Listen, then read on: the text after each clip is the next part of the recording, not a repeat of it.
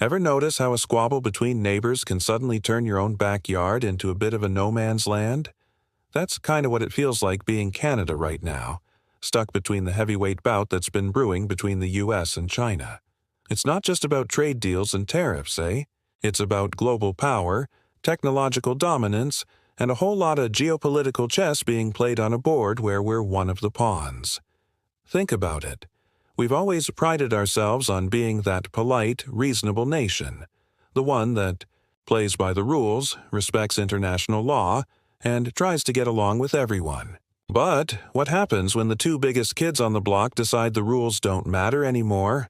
What happens when they start throwing punches and we're standing right in the middle trying to mediate with a Tim Hortons coffee in hand? It's not exactly a recipe for a relaxing afternoon, is it? This isn't just some abstract international relations theory we're talking about either.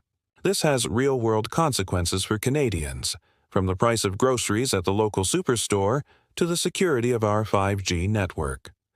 Remember the whole Meng Wanzhou affair? That was just a taste of the tensions bubbling beneath the surface. And it showed us, pretty darn clearly, that when the US and China are at loggerheads, Canada can find itself in a seriously awkward position.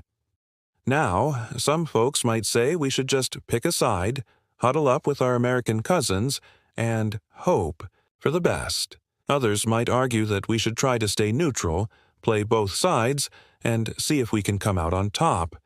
But both of those options are fraught with peril, aren't they?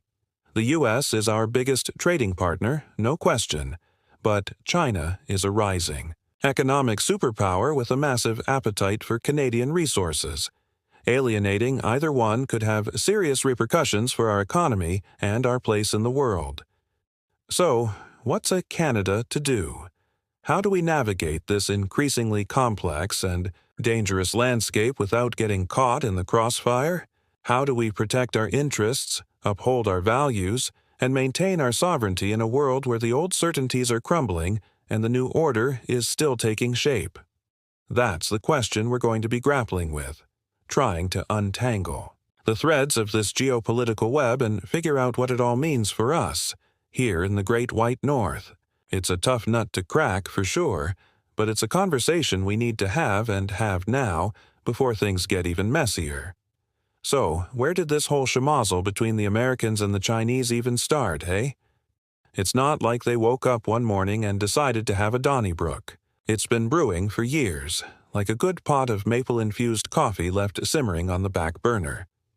Back in the day, after China opened up its economy, everyone thought it was going to be a win-win. The Americans got cheap goods, the Chinese got rich, and the whole world benefited from increased trade. But then things started to get a bit pear-shaped. The Americans started complaining about intellectual property theft, unfair trade practices, and the Chinese government's heavy hand in the economy. They felt like they were getting a raw deal, like they were being taken to the cleaners. Meanwhile, the Chinese saw things differently. They felt like they were finally coming into their own, taking their rightful place on the world stage after centuries of humiliation. They saw the Americans as trying to hold them back, trying to keep them down, like a bully trying to steal their lunch money. And let's be honest, there's a bit of history there too, stemming from the Cold War and the whole communist versus capitalist thing. It's not like those old grudges just disappear overnight, do they? Now, consider how this applies when you face situations where someone feels entitled to something while another feels they've earned it. This entitlement clash is reflected on a global scale, but the spark that really lit the fuse, the thing that really got the ball rolling, was the rise of Donald Trump. He came into office promising to get tough on China, to bring back jobs to America, and to make America great again. He slapped tariffs on Chinese goods, accused them of currency manipulation, and generally made life difficult for them. And the Chinese, being no slouches themselves, weren't about to take it lying down.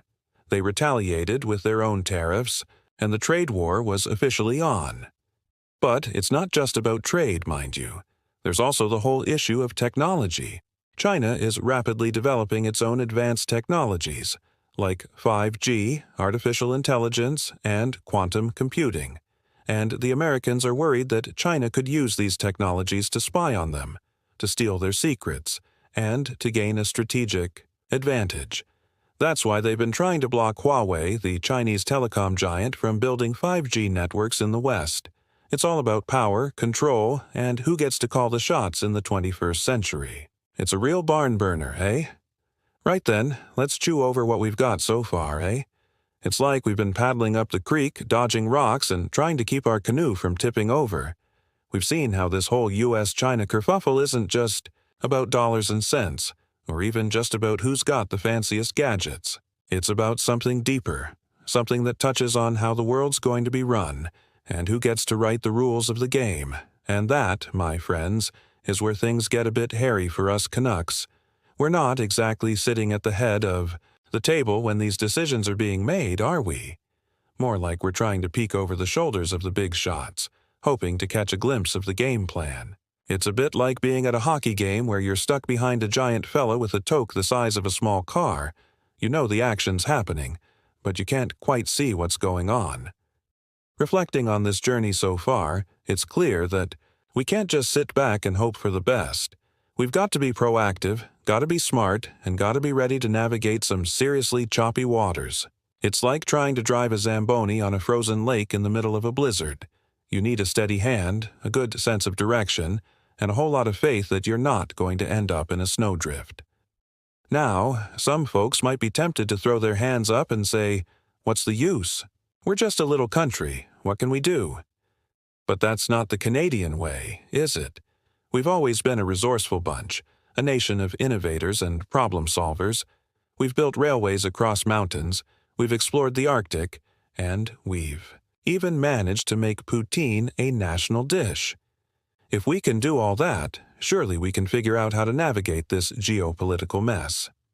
So, as we pivot towards the final reflection, let's keep in mind that we're not just passive observers in this drama. We're active participants, and we have a role to play. It might not be the flashiest role, or the most glamorous, but it's a role nonetheless. And how we play that role will have a big impact on our future, on our economy, and on our place in the world. It's time to lace up our skates, grab our sticks, and get ready to play some serious hockey. The world is watching, eh? And it's up to us to show them what we're made of. We've got to remember that we're not just a country, we're a community. And communities stick together, they help each other out, and they always find a way to get through the tough times. And that, in the end, is what's going to see us through this whole shebang. So, we've had a good chinwag about this whole Trump-China thing and where it leaves us, eh? It's not just some dry academic exercise, is it? It's about the real lives of everyday Canadians, about the future we want to build for ourselves and our kids. It's about keeping our economy humming, protecting our values, and making sure we still have a say in how the world is run. Now, some might say we're just a small voice in a noisy world, a little canoe trying to navigate a raging river. But I reckon we're more than that. We're a nation built on ingenuity, on collaboration, and on a deep-seated belief in fairness. We've always punched above our weight, and we're not about to stop now. We need to double down on those strengths to forge our own path and to show the world what it means to be Canadian. That means diversifying our trade relationships, not putting all our eggs in one basket. It means investing in innovation, in the technologies of the future, so we can compete on a global stage. And it means standing up for our values, for human rights, for the rule of law, even when it's not the easy thing to do. It's about being that reliable neighbor, that honest broker, that voice of reason in a world that sometimes seems to have gone a bit bonkers. But it also means being realistic, acknowledging the challenges we face and understanding the power, dynamics at play. We can't pretend that we're immune to the pressures of the US-China rivalry. We need to be strategic, to be nimble, and to be prepared to adapt to a rapidly changing world. It's like playing a game of shinny on a frozen pond. You gotta be quick on your feet, keep your head up, and be ready to dodge a few pucks. And perhaps, most importantly, it means having a serious conversation about what kind of country we want to be. Do we want to be a follower, a mere satellite of one superpower or another?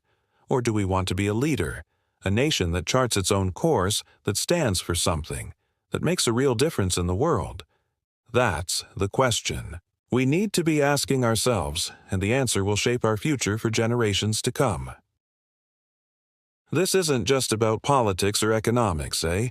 It's about our identity, about who we are as Canadians. It's about holding on to those things that make us unique, that make us proud, that make us who we are. The true practice begins now, in our own communities, in our own conversations, in our own choices.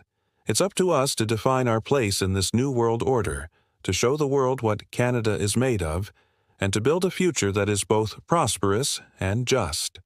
It's a tall order, for sure, but I reckon we're up to the task. After all, we're Canadian, eh? And we've never been afraid of a little hard work,